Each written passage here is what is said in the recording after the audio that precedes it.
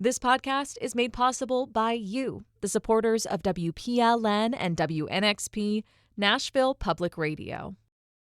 This is the Nashvillager Podcast.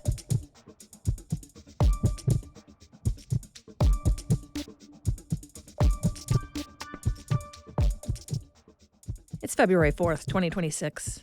On this day in 1789, George Washington was unanimously elected president by the first electoral college.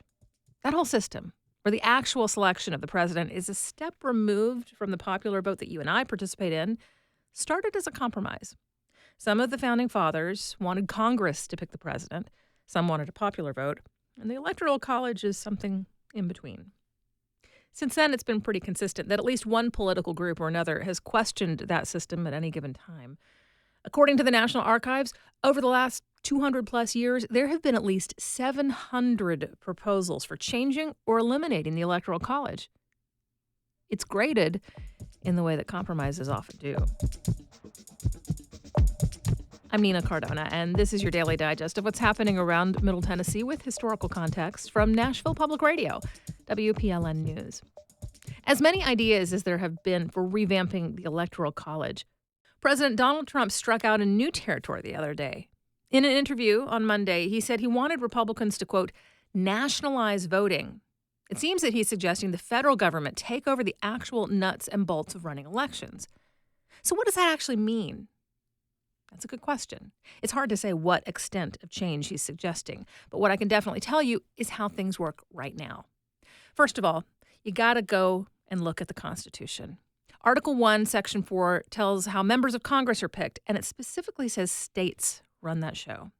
Article 2, Section 1 gets into the nitty-gritty of a presidential election. And again, it's the states that pick their electors, and states are in charge of the process that determines who those electors will vote for in the Electoral College. Why do elections belong to the states? Well, because of the concept at the heart of how this nation was formed and how it's structured. The federal government only exists because states that could have been independent nations after the Revolutionary War decided to work together. And so American states in this country aren't mere administrative divisions. They have significant power. Beyond the main body of the Constitution, the details of how elections work in the U.S. is further refined in the 12th Amendment. But still, while the federal government sets standards for who can qualify to hold a position like congressman or president, the states run the elections that pick which people will fill those roles. So how does this state do things? Well, in Tennessee, elections oversight belongs to the Secretary of State's office. There's a level of administration within that office, including a state election commission. And they're in charge of things like scheduling elections, maintaining the voter rolls, and making sure that elections are run well throughout Tennessee. They set and maintain the rules, and they're a clearinghouse of information. But most of what you directly interact with, like setting up and staffing a polling place, buying and maintaining voter machines, collecting and counting votes, that's all handled on the county level. Under Tennessee state law, each county has its own election commission. Whether it's a populous county like Davidson or one in a far rural corner of the state, every county election commission has 5 members. 3 are associated with whichever party has the most lawmakers representing that county in the state legislature. The other 2 commissioners come from the minority party. And from there, the commission hires an elections administrator and whatever support staff is needed. And that local team, the commissioners, administrator, staff, are required to take measures to make sure the people in the community know when an election is coming up. They have to make and distribute a sample ballot, so we have time to think about who to pick. The commission is supposed to actively encourage community members to vote. And those folks on the county level are also in charge of a lot of the fine details. They set the polling locations and the boundaries between voting precincts. They hire poll workers and make sure they're fully trained. They're responsible for making sure nobody casts a ballot who shouldn't, and that no extra votes make it into the tally. 4 times a year, they're supposed to audit a random sample of voter registration files to make sure nobody's getting on the rolls who shouldn't. And that's how things work right now in Tennessee. And while details may vary, there are 50 similar systems in place in the other American states and in the District of Columbia. It's a lot of moving pieces. It's government from the ground up. But it's also a reflection of an American idea that power belongs to the people. In just a few minutes, this week's edition of What Wear Wednesday. That's coming up after the newscast.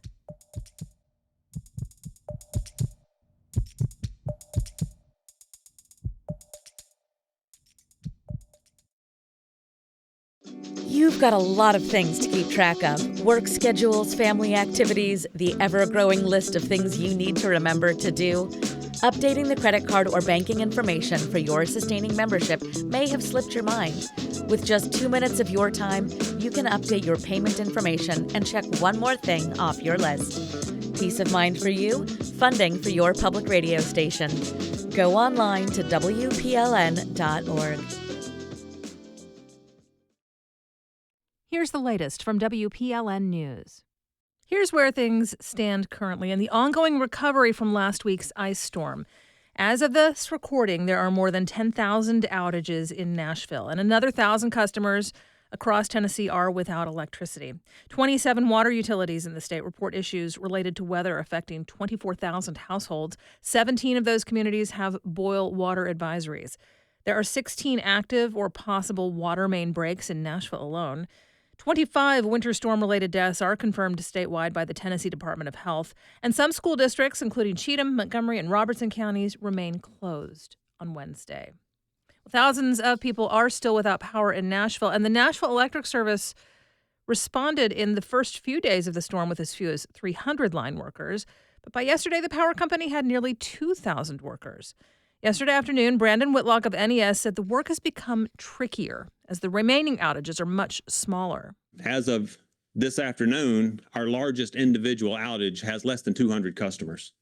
So what that means is these crew sizes are starting to have to shrink down and split apart even smaller and smaller and smaller. So logistically, we've got a lot more moving pieces. Nearly 800 utility poles broke during the storm. About half of them had been fixed as of yesterday. NES says updates are available online for outage status and estimated completion dates, but local and state officials have said the company has not had sufficient communication during the event, and they're urging accountability. Tennessee House Speaker Cameron Sexton said yesterday the executive management at NES should be fired. Well, while we are speaking of utilities, a correction to a story that was shared yesterday. We misattributed a soundbite to the wrong Metro official. It was Metro Water Deputy Director Brent Freeman discussing water main breaks and repairs. Well, while some Nashvillians are still without power, others are already moving forward, including filing insurance claims. And dealing with an insurance company can be confusing and frustrating. Questions like what is and isn't covered and is my claim being unfairly denied are all too common in the aftermath of a natural disaster. Enter the Tennessee Department of Commerce and Insurance. On our daily show, This is Nashville, spokesperson Kevin Walters said the TDIC is there to help. If you feel like you are being unfairly treated, if there is an issue between you and your insurance provider, as your regulator, our role is to try to step in and try to understand the situation. This is not a guarantee. I want to stress that to everybody who's listening, but this is an option. And the more you understand about what your policy does and doesn't cover, the better off you're going to be in the long run for the next storm that's on the way. If you have questions about your insurance, reach out to the Tennessee Department of Commerce and Insurance. Many kids in Nashville will soon start their school days a little later. Yesterday, the Board of Education adopted a proposal to push back on school start and end times. High schoolers will begin school 20 minutes later, while elementary students will see a shift of 10 minutes. There's no change for middle schoolers. School officials say the new schedule is based on community feedback and research about adolescent sleep. MNPS began gathering this feedback last fall through town halls, focus groups, and surveys. The schedule will be implemented in the 2026-2027 school year. Governor Bill Lee praised the popularity of school vouchers and pledged to double their amount during Monday's State of the State address. WPLN's Camelia Burris has more about Lee's vision for education in Tennessee. Governor Bill Lee says families deserve a choice in how their kids are educated, which is why he wants to expand the state school voucher program. Right now, there are 20,000 available vouchers each year, and families get a little more than $7,000 in taxpayer funds to defray the cost of attending private school. Growing the program would open the door of opportunity for thousands more children statewide. Last year, more than 40,000 families applied for a voucher, and that is even higher this year. Lee touts the program as a way of expanding access to private school, but critics say a lack of transparency makes it hard to say if that holds up. He also praised the state for improving its third-grade literacy rates and raising the starting salary for teachers to $50,000. Lee credits this success to a $1 billion investment in public schools and its budget for this year has another $340 million. Camelia Burris, WPLN News. If your trash doesn't get picked up on its normal day this week, it may not be because of the storm. Nashville just began its new trash collection routes. Tracy Thurman, director of the city's Waste Services Department, says the city's mostly caught up on missed waste collection over the past few days, and now the city's following its new collection schedule. We do have tools online and resources available to everyone for you to look up your address and find out what your new collection day is. But do keep in mind that, if you have been missed or you need some extra support in getting that material picked up at the curb, we're here to help. And so you can just put that information in the hub and we'll be by there to get it. The requests are sent to an online system called Hub Nashville. Thurman says all convenience centers across town are open and will allow free trash and recycling drop-off through Saturday. Well, if you purchased generic prescription drugs from Lannett or Bausch between May 2009 and December 2019, you may be eligible for compensation. The two drug companies agreed to pay nearly $18 million over claims that they inflated generic prescription drug prices to millions of Americans for decades. They were also accused of limiting competition. Generic drugs are supposed to be affordable alternatives to brand name medications. The settlements are part of an effort by a coalition of 48 states and territories to go after the drug companies. Tennessee Attorney General Jonathan Skrmetti says he was glad to work with fellow AGs across party lines and across the country to hold these companies accountable. Lannett will pay nearly $14 million, while Bausch will pay $4 million. They also agreed to cooperate with ongoing lawsuits. The funds will be distributed to affected customers after court approval and once the claims process opens. You'll find more news anytime at WPLN.org. Last week, we did something very unusual. We canceled What Wear Wednesday because the events that Marquise planned to talk about had been canceled or postponed for the ice storm. But a lot of places have power again. Folks are getting out and about. It may not be business as usual yet, but there is stuff to do again.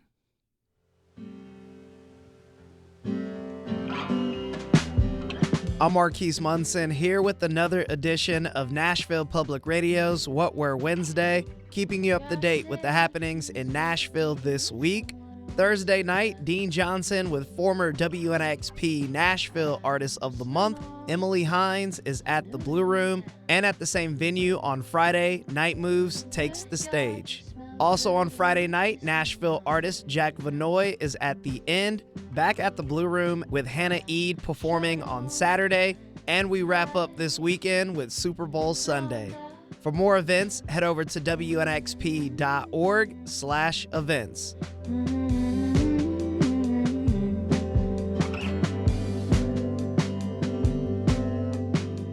This week for What Wear Wednesday, we feature 615 Indie Live, happening this Saturday. A celebration of Nashville's independent music venues, showcasing the local, diverse music ecosystem by raising awareness on these venues' importance and supporting local artists and Music Venue Alliance Nashville. My name is Jamie Kent. I'm the founder of Backstage Strategies and the BAM Group. There's never been a more difficult time for independent venues to exist and thrive than this kind of point in history where we're at, where we're seeing post-pandemic behavior shifts meets rising costs, inflation, Nashville's meteoric growth with that you see with property taxes, and all these things are kind of working against them at once. And yet at the same time, they are the heartbeat of this city. They are what this city is known for. They are the farm system where artists first hone their craft, get discovered, where you see that artist for the first time, where you can still see an affordable show. They're community hubs, neighborhood hubs, right? Those third spaces that are kind of vital to our community. We're seeing it more and more. We're going to see it more and more. The only way we fix that is through a series of solutions, some of which require policy at the state level, some of which require policy at the local level, and some of which are community solutions, which is what 615 Indie Live is. It's a community solution where we say, hey, let's come together to support these venues on a traditionally really slow weekend of the year, fill them up, support them, support our local artists that are playing it, that are part of this ecosystem, and start this conversation. So in the press, on the radio, everywhere, we can say, hey, this is a problem, we need to address it, whether that's through policy or just the community coming together. I think the End had a GoFundMe to pay their back rent because the costs got out of control for them over the last year. But that's a Band-Aid solution, right? The community stepped up in 24 hours, and that's huge. And those community solutions will keep stepping up like that in 615 Indie Live. But we also need to come together as a community and say, hey, how do we address this long term so that we don't lose these places?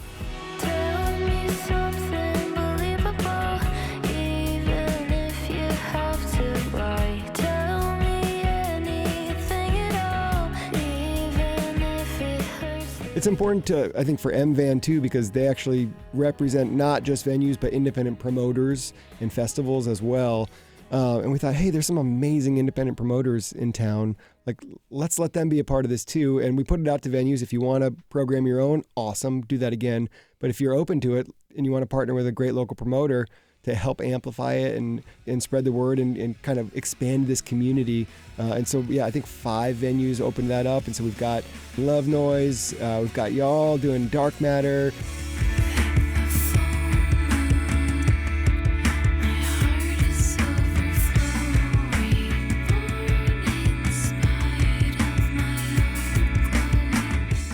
DOG, the band, is curating the Eastside Bowl's 58th stage. Bluegrass Nashville is doing a handful of shows. Oh, and Polychrome Ranch is doing the end. And all these lineups are awesome. And I just think it's a great way to discover not only the venue, but also some great promoters and what they're doing locally, because you can follow them around, always doing great shows.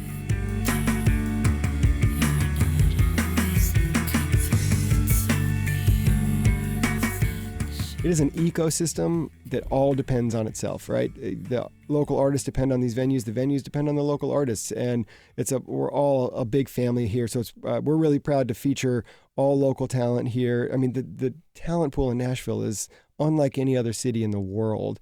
We have the highest concentration of musicians. We got the highest density of music venues. Together, let's show it off to the world, and the diversity of it too. You know, we're not country music city, we are music city, and this lineup really shows, you know, from hip hop to soul to Americana, everything in between to jazz. It's covered all, and everything is just world class and local. We have an amazing 615 Indie Live app where you can build your own custom schedule. We have a playlist where you can check out all the artists, research who you want to see. We got a schedule with where everyone is at all the venues, and you can just add them, create your own custom schedule. You get a wristband, and you can go show up anywhere as long as they're at capacity. If they're at capacity, you got to wait in line to get in because it's first come, first serve. But generally speaking, discover new artists, check out a new venue for the first time. For more information on 615 Indie Live and other events happening this week, visit WNXP.org. My name is Marquise Munson, and thank you for listening to another edition of What We're Wednesday. I can't tell you what I'm thinking, but every day I'm getting sicker. You're not making. Thanks for listening to the Nash Villager podcast. We take this look at Nashville news every weekday. If you like it, go ahead and subscribe on your favorite podcasting app and tell a friend or give us a mention on your socials. It really helps get the word out. And of course, everything at WPLN News is listener supported. You can become a member at WPLN.org. And that's it for today. Thanks so much for listening. Let's make this day a good one, and we'll catch back up tomorrow.